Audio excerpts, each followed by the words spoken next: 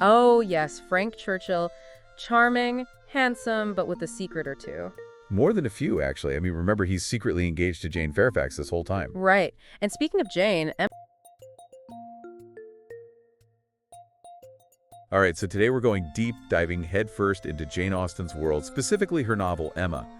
Published back in 1815, but we're going to see why it's anything but dated. still so relevant, definitely. We've got the plot, the players, the big ideas, it's all here. And we're going to unpack what makes this book tick, why it still resonates with readers even after all this time. Absolutely. And I think a good starting point is our main character, right? Emma Woodhouse. Emma, yeah. Smart, rich, living the good life in Highbury. And she fancies herself a bit of a matchmaker. That she does. And, she's had some success, right? Miss Taylor and Mr. Weston, that was all her. Oh, absolutely. And those early wins are so crucial because they really fuel her confidence. Maybe a little too much, setting the stage for, well, everything that follows. Yeah, that confidence definitely leads to some interesting choices, like when her friend Harriet Smith gets a proposal from Robert Martin, a solid guy, and Emma steps in. That's the turning point, isn't it? Definitely. I mean, she convinces Harriet to turn him down flat. Convince Harriet deserves better, someone higher up on the social ladder.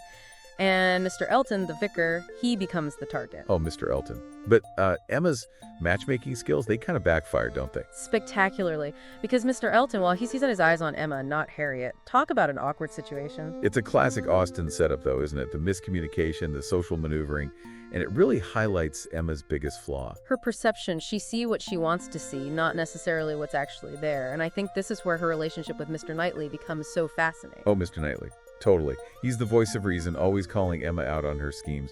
But there's a real depth to their dynamic. Exactly. Because underneath the disagreements, the bickering, there's genuine care and respect. He sees her flaws, but also her potential. And their back and forth, well, it really drives the story. Oh, for sure. And then we throw Frank Churchill into the mix. Oh, yes, Frank Churchill. Charming, handsome, but with a secret or two. More than a few, actually. I mean, remember, he's secretly engaged to Jane Fairfax this whole time. Right. And speaking of Jane, Emma's relationship with her is so interesting. It's almost a rivalry, isn't it? But why do you think Austen included that? What does it tell us about Emma? I think it speaks to Emma's insecurities. Jane is accomplished, reserved, qualities that maybe Emma feels she lacks. It's Austen's subtle way of revealing Emma's internal struggles.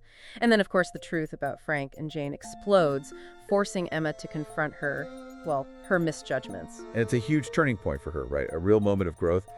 But for me, the biggest turning point is when Harriet confesses her feelings. Not for Frank, but for Mr. Knightley. Oh, that's a game changer. Talk about shaking things up. Right. Suddenly Emma's forced to confront her own feelings. I mean, she never realized how deeply she cared for him. It's a powerful moment. Emma finally starts to see clearly, moving past her superficial matchmaking desires and embracing something deeper. Yeah. And as things wrap up, we get the satisfying ending, right? Harriet finds happiness with Robert Martin, proving that genuine connection trumps social climbing. Always does. And of course, Emma and Mr. Knightley find their way to each other. It's the happy ending we all crave. But looking beyond the romance, Emma is about so much more. What are the big themes here? The ideas that make it timeless? It's a brilliant exploration of human nature, honestly. The pitfalls of meddling, the complexities of relationships, and the importance of self-awareness. Emma's journey, her stumbles and triumphs, they teach us that growth often comes from recognizing our own blind spots. So for our listeners, what's the takeaway here? Why does Emma matter? It's a witty, insightful story about self-deception and that journey towards self-discovery. It reminds us that even with full intentions, trying to control other people's lives can reveal more about our own biases than anything else. And that's something to think about, right? How often do we try to play matchmaker, not just in romance, but in other people's lives? And what might we learn if we turn that focus inward, taking a closer look at our own motivations? A lot to think about, for sure. Always is with Austen. Until next time. See you then. Grab Emma by Jane Austen now on sale for $14.53. Don't miss this chance to build good habit and achieve remarkable results. Buy now today.